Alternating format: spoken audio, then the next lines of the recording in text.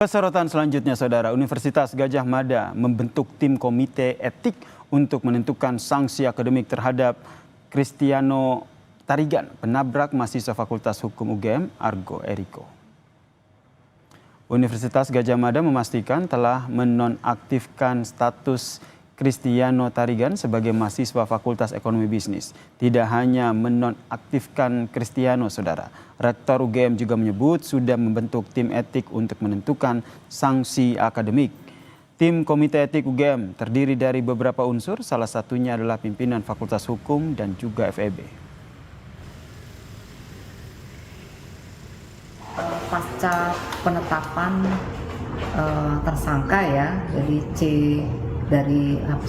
CPT ya. CPT ini inisial yang saya sampaikan. Jadi kita sudah melakukan apa yang dilakukan, nonaktivasi dari status kemahasiswaan yang bersangkutan, melakukan semacam sanksi akademik.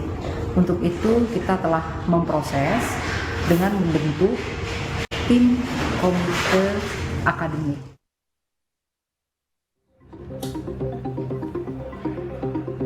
Kejaksaan Negeri Sleman telah menerima berkas pemeriksaan tersangka Kristiano Tarigan, penabrak mahasiswa UGM. Pihak Kejaksaan Negeri Sleman menyebut masih butuh waktu untuk mempelajari berkas pemeriksaan Kristiano sebelum kasus ini siap naik ke persidangan. Pihak keluarga Argo memastikan sudah menerima informasi terkait proses hukum Kristiano Tarigan, penabrak Argo. Tim kuasa hukum meminta polisi tak hanya mengusut peristiwa kecelakaan Argo, tetapi juga dugaan kasus perintangan penyidikan plat palsu mobil Kristiano. Yang kita bahas itu lebih ke laporan terkait dengan peristiwa tabrakan. Untuk pergantian plat nomor tentu tidak terpisah dari proses pembahasan karena itu adalah barang bukti yang memang ada dari proses kecelakaan itu, tetapi terkait dengan pergantian nomor tentu berkas perkaranya bisa jadi akan di-split. Hanya saja ini kan ada kaitan ya, karena itu adalah barang bukti dari kecelakaan ini dan kemudian ada proses pemalsuan dokumen yang itu tidak cukup pelanggaran di Undang-Undang Lalu Lintas, bukan pasal 280 tapi pasal nanti terkait dengan pemalsuan dokumen. Nah ini menarik nih. Belum lagi ada potensi untuk obstruction of justice itu. Guru Besar Hukum Pidana Universitas Pelita Harapan, Jamin Ginting, menyebut kasus penggantian plat palsu mobil penabrak Argo bisa masuk dugaan perintangan penyidikan jika pelaku diperintah oleh tersangka Kristiano ataupun keluarganya. Polisi juga harus memeriksa pelaku untuk menyelidiki motif penggantian plat palsu mobil milik Kristiano yang menabrak Argo.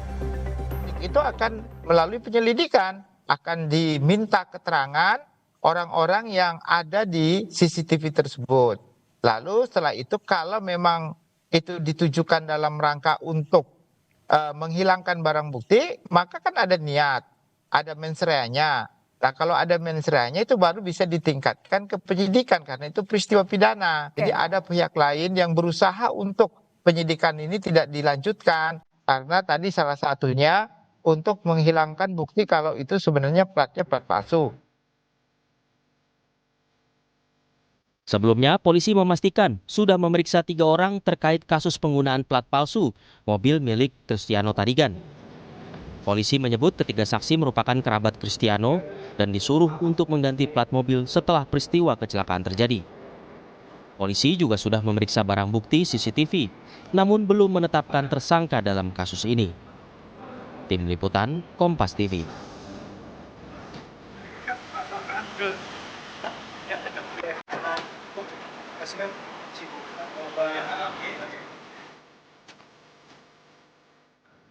Kita ke informasi